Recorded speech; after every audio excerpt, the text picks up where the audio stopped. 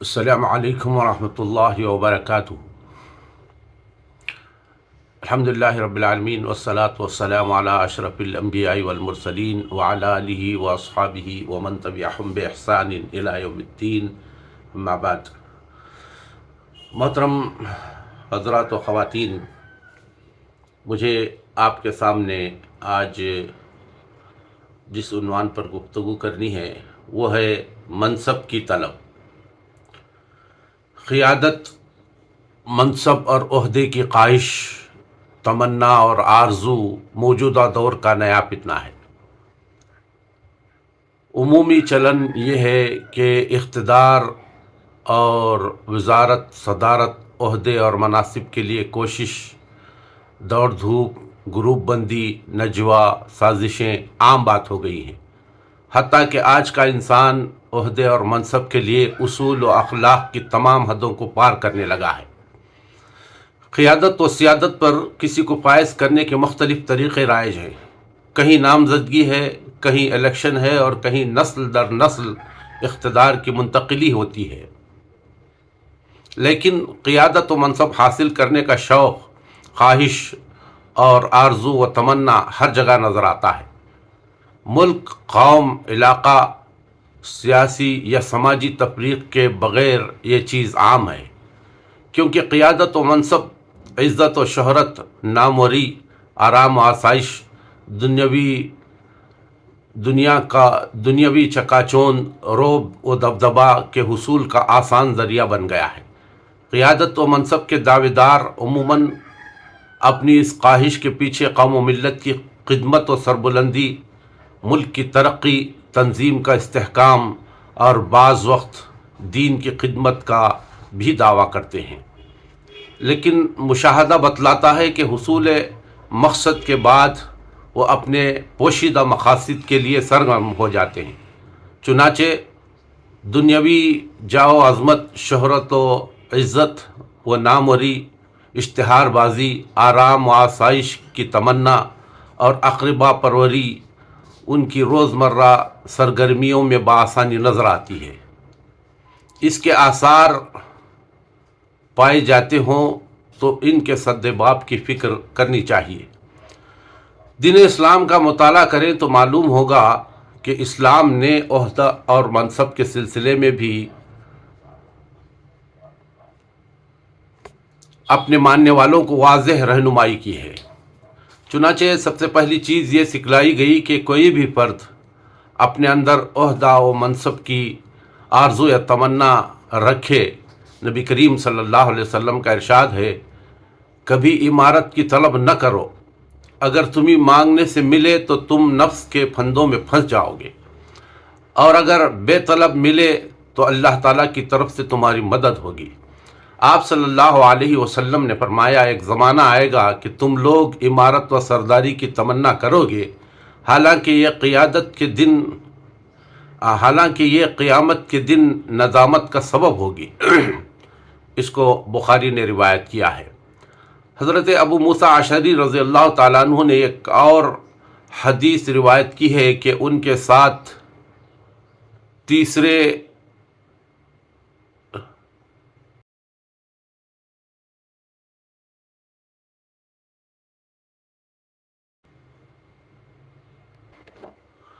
حضرت ابو موسیٰ اشعری رضی اللہ تعالیٰ عنہ نے ایک اور حدیث روایت کی ہے کہ ان کے ساتھ آئے ہوئے اشعریوں میں سے دو اشخاص نے نبی کریم صلی اللہ علیہ وسلم سے عہدہ طلب کیا تو آپ صلی اللہ علیہ وسلم نے فرمایا، ہم اس شخص کو جو عہدے کا طلبگار ہو کام اور عہدے کی ذمہ داریاں سپرد نہیں کرتے۔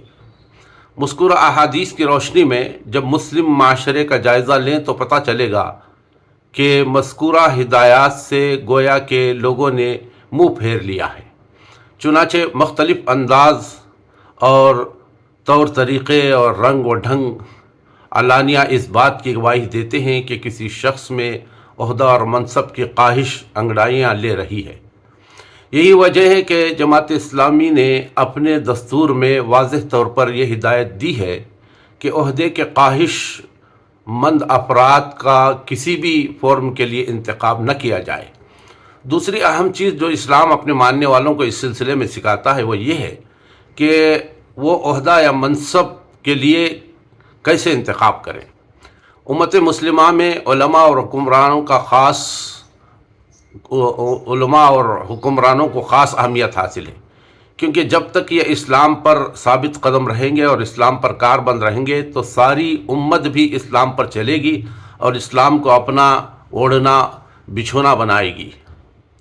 جس قوم کے حکمران درست نہیں ہوتے وہ قوم بھی درست نہیں ہوتی۔ اسی طرح کسی تحریک اور جماعت کے استحکام، فروغ اور پھیلاؤ کا دار و مدار بھی اس جماعت کے سربراہ پر منحصر ہوتا ہے۔ کوئی جنگ محض فوجیوں کی کثرت اور وسائل کی فراوانی کی بنیاد پر نہیں جیتی جاتی، بلکہ فوج کے سربراہ کی قیادت اور قابلیت، ذہانت، چابک دستی، دانشمندی اور احساس ذمہ داری کے سہارے جیتی جاتی ہے۔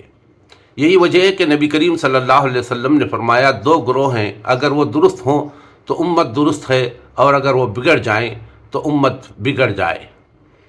ایک حکمران اور دوسرا علماء۔ اخوان المسلمین کے مشہور رہنما محمد الغزالی نے قیادت و منصب کے متعلق بڑی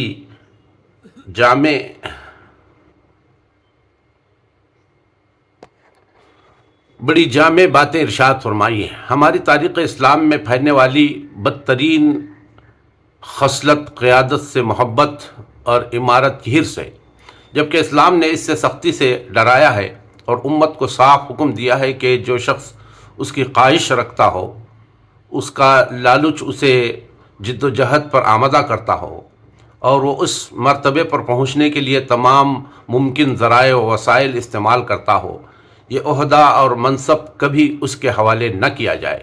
لیکن ہمارے یہاں ایسے افراد کی کمی نہ تھی جو قیادت سے عشق رکھتے تھے تاکہ سوسائٹی پر اپنی چودراہٹ مسلط کر سکیں۔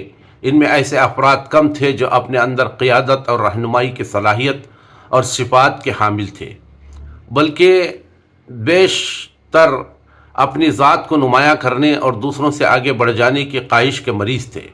نیک بخت قومیں اپنی قیادت کی باغ ڈور ان لوگوں کے ہاتھوں میں دیتی ہیں جو کسی ذمہ داری کو لیتے ہوئے قلق اور اضطراب میں مبتلا ہو جاتے ہیں، اور دولت و ثروت سمیٹنے اور دوسروں پر برتری جمانے کے عزائم ان کے اندر دب چکے ہوتے ہیں۔ لیکن یہ عجیب بات ہے کہ اسلامی تاریخ کو ایسے افراد اور خاندانوں ہی نے ریزہ ریزہ کیا جو حکومت کو واسطہ بنا کر اقتدار اور عیش و عشرت پر قابض ہونا چاہتے تھے۔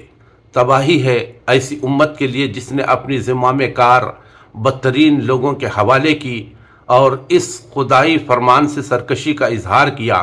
بے شک اللہ انہیں حکم دیتا ہے کہ امانتیں، عہدے اور مناصب اہل لوگوں کے سپرد کریں۔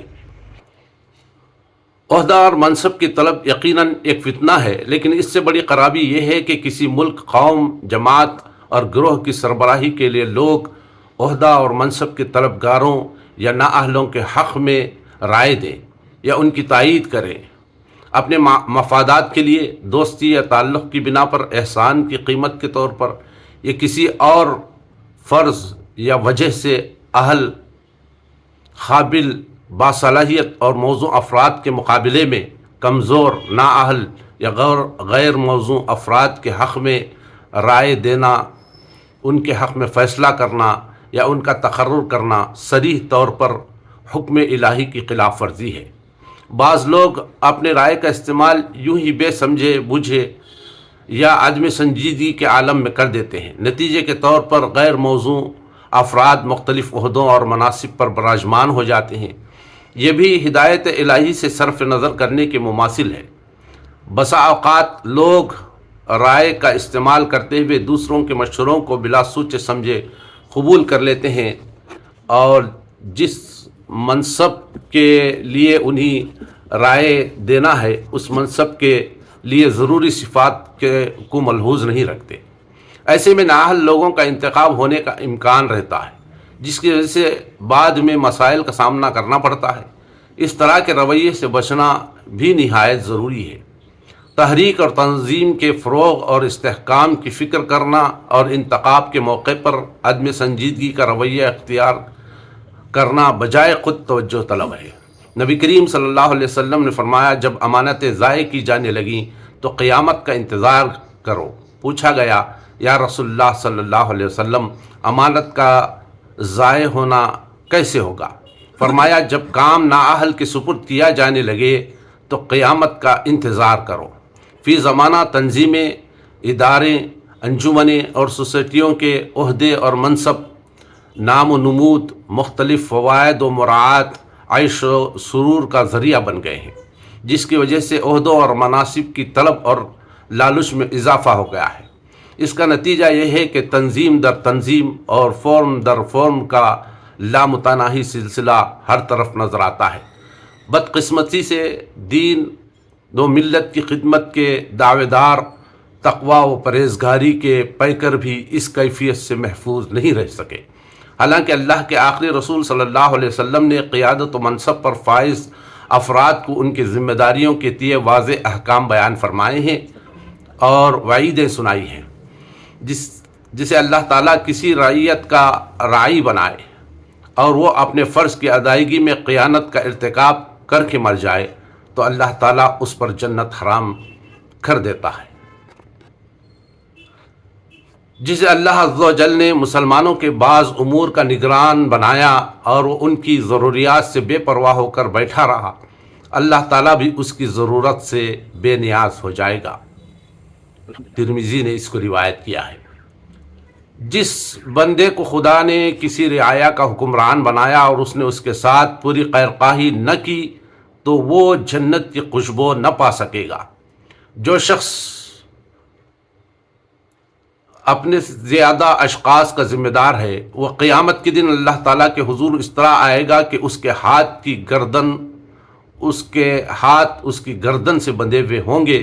پھر یا تو اس کی نیکی اس کو آزادی دلائے گی یا اس کے گناہ اس کو ہلاک کر دیں گے۔ جس کسی کو مسلمانوں کے معاملات کا ذمہ دار بنایا گیا اور اس نے قرابت داری کی بنا پر کسی کو ذمہ دار مقرر کیا تو اس پر اللہ کی لعنت ہے۔ اللہ تعالیٰ اس کی طرف سے نہ کوئی صدقہ قبول کرے گا اور نہ سفارش، یہاں تک کہ اللہ تعالیٰ اسے جہنم میں داخل کر دے گا۔ جس نے عصبیت اور خرابت داری کی بنا پر کسی شخص کو حاکم مقرر کیا حالانکہ لوگوں میں اس سے بہتر شخص موجود تھا تو اس نے اللہ، اس کے رسول اور مسلمانوں کے ساتھ خیانت کی۔ اسلام میں قیادت و سیادت کا مقام دین کے قیام، اعلاء کلمت اللہ، اللہ کی سرزمین پر اللہ کے احکام و فرائض نافذ کرنے اور اہل حاجات کی ضرورتیں پورے کرنے کے لیے متعین کیا گیا ہے۔ حضرت عمر بن خطاب رضی اللہ تعالیٰ عنہ نے فرمایا، سربراہ کی ناسمجھی اور جذباتی اور بے سمجھے بوجھے کام کرنے سے زیادہ نقصان دہ اور ناپسندیدہ کوئی دوسری نادانی نہیں ہے۔ ایک حاکم کی عیش کوشی سے زیادہ اللہ کو کسی اور کی عیش کوشی اور جہالت ناپسند نہیں۔ جو لوگ قیادت و منصب پر فائز ہوتے ہیں ان کے مشیروں اور معاونین کے کردار کی بھی بڑی اہمیت ہوتی ہے۔ اگر وہ رضا الہی کو اوڑھنا بچھونا بناتے ہیں تو اہل منصب کی صحیح رہنمائی کر سکتے ہیں اور حق و ناحق اور صحیح و غلط کا بروقت اظہار کر سکتے ہیں، جس سے اہل منصب اور قیادت پر مامور افراد بھی حق و انصاف پر قائم رہ سکتے ہیں اور دنیاوی خرابیوں سے محفوظ رہ سکتے ہیں، ورنہ وہ عیش و عشرت کے اسیر، دنیا کی چکا چوند سے متاثر، مفادات کے غلام، اقربا پروری کے پروردہ بن جاتے ہیں۔ چنانچہ حضرت کعب بن عجرہ رضی اللہ تعالیٰ عنہ فرماتے ہیں کہ ایک مرتبہ ہم 9 آدمی بیٹھے ہوئے تھے کہ نبی کریم صلی اللہ علیہ وسلم تشریف لائے اور فرمایا، دیکھو میرے بعد ایسے عمرہ آئیں گے جو ان کی جھوٹی باتوں کو سچ کہے گا اور ان کے ظلم کرنے میں مدد کرے گا، نہ اس کا مجھ سے کوئی تعلق ہے اور نہ میرا اس سے کوئی تعلق۔ قیادت کے دن وہ میرے حوض کوثر پر بھی نہ آ سکے گا۔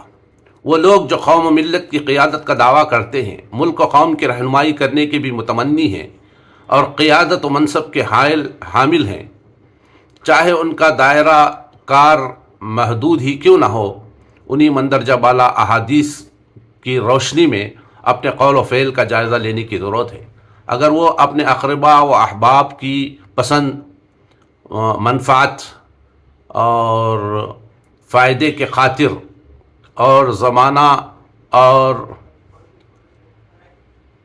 زمانہ پرستوں سے متاثر ہو کر زندگی گزاریں گے تو کبھی بھی فلاح نہیں پا سکتے۔ فلاح و کامیابی اور خوشنودی رب کا راست اور رضا الہی، مرضی الہی اور ہدایت رسول صلی اللہ علیہ وسلم و شریعت کی بے چوں و چرا پابندی ہی میں مضمر ہے۔ اللہ تعالی ہم سب کو اس بات کی توفیق عطا فرمائے۔